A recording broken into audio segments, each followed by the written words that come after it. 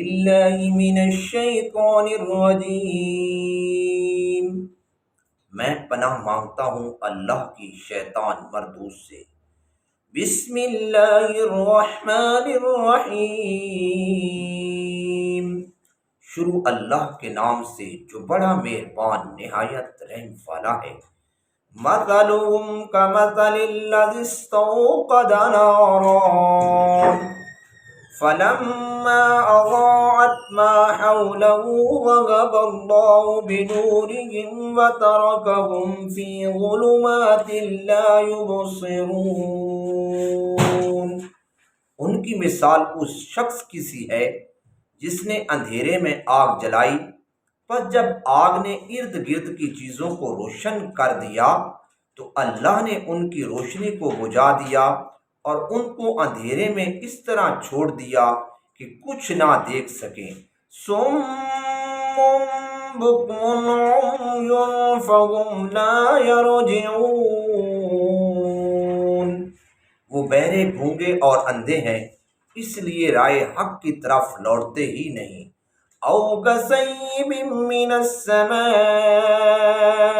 فی ظلمات ورعد وبرق یجعلون اصابعهم فی آذانهم من الصواعق حذر الموت واللہ محیط بالکافرین۔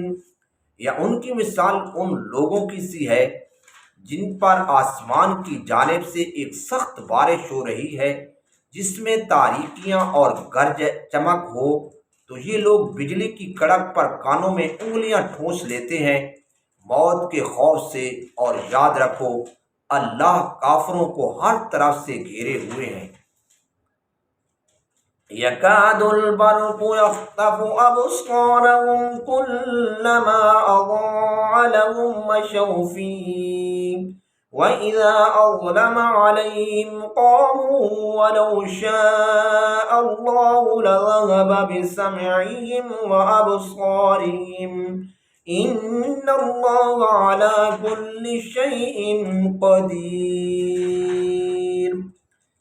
قریب ہے کہ آسمانی بجلی ان کی بینائی اچک لے، چنانچہ جب کبھی ان کے لیے روشنی ہو جاتی ہے تو اس میں چلنے لگتے ہیں، اور جب ان پر اندھیرا چھا جاتا ہے تو رک جاتے ہیں، اور اگر اللہ چاہتا تو ان کے سننے اور دیکھنے کی قوت ختم کر دیتا ہے۔